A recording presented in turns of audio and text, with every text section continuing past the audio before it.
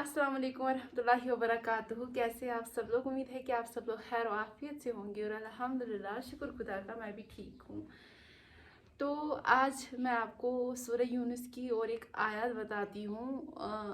Late me first read this, then इसका मैं अच्छे से बोलूँगी आपको।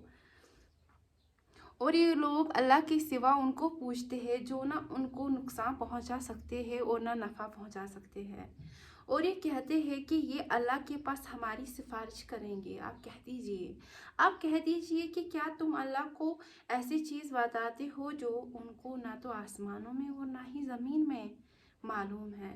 वो तो पाक है, बलातर है उन शिर्क से।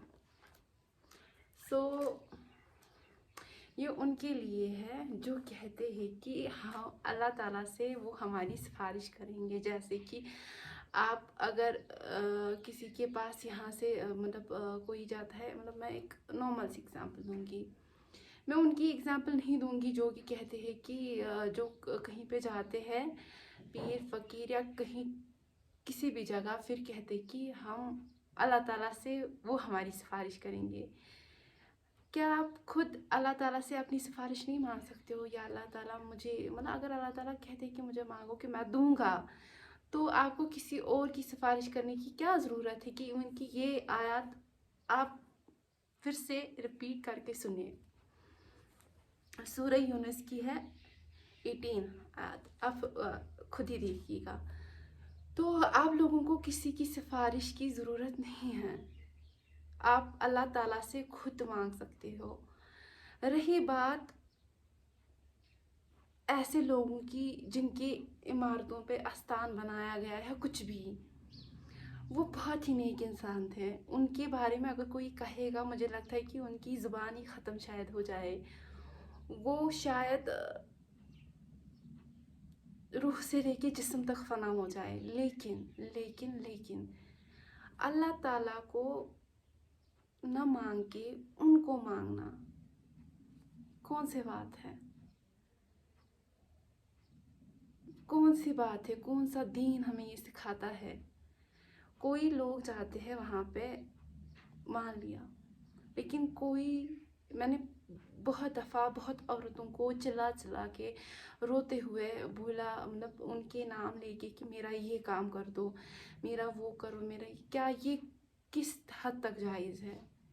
ठीक है, मैं गलत हूँ। आप लोग कहीं, मुझे लास्ट टाइम मुझे किसी ने कमेंट किया था, मैं तो जाता हूँ किसी बाबा के यहाँ, पता ही नहीं, मुझे नहीं पता उनका नाम को क्या है, जिस बाबा के पास वो जाते हैं। उन्होंने एक कमेंट नहीं किया था, उन्होंने बहुत सारे पोस्ट्स पे मुझे कमेंट किया था। स्टिल मैंने उनको कोई रिस्पॉन्स नहीं दिया था, लेकिन मुझे ये बात अभी याद आ गई। उन्होंने बोला था आप पता नहीं किस फ़िरके से हो, पता नहीं आप क्या बात। मैं तो किसी फ़िरके से नहीं हूँ, let me clear this thing.